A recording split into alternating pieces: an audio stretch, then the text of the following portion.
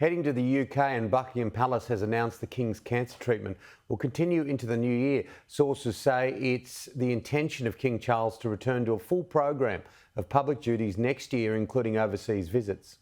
The run-up to Christmas has been a busy one for the King. As one palace insider put it, you could almost forget that at the start of the year, this was a man who faced the shock of being diagnosed with cancer. Now it's been confirmed his treatment will go on into the new year.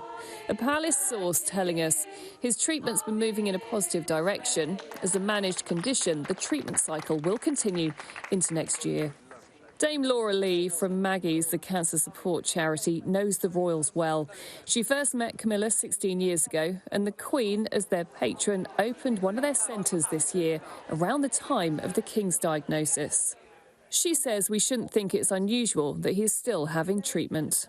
It's very common for treatments to be ongoing for very long periods of time, as is the treatment that the Princess of Wales went through, which is an intense period of treatment over a year, and then it comes to a point where it's on an end and she's on that recovery from some of the impacts of her treatment.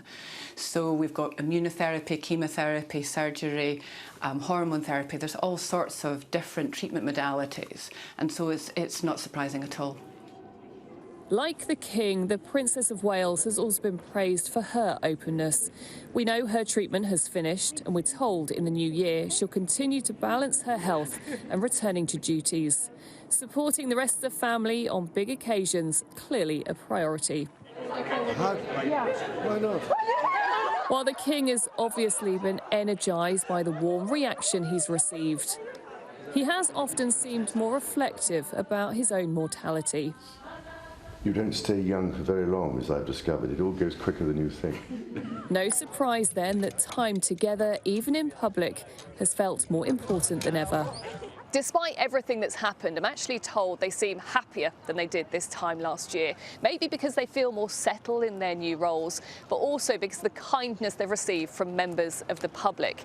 And it's that level of understanding which has meant they continue to be as open as they possibly can, especially around the health concerns and the impact it continues to have on what the King can and can't do. At the start of the year, a tour of Australia and Samoa would have seemed unimaginable.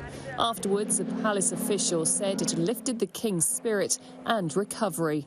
Now they have confirmed they're planning an exciting mix of national and international events for the first half of 2025. As today, they'll again celebrate the importance of community on their last engagement of what has been the most unexpected year. Rhiannon Mills, Sky News, at Buckingham Palace. Lawmakers in Taiwan have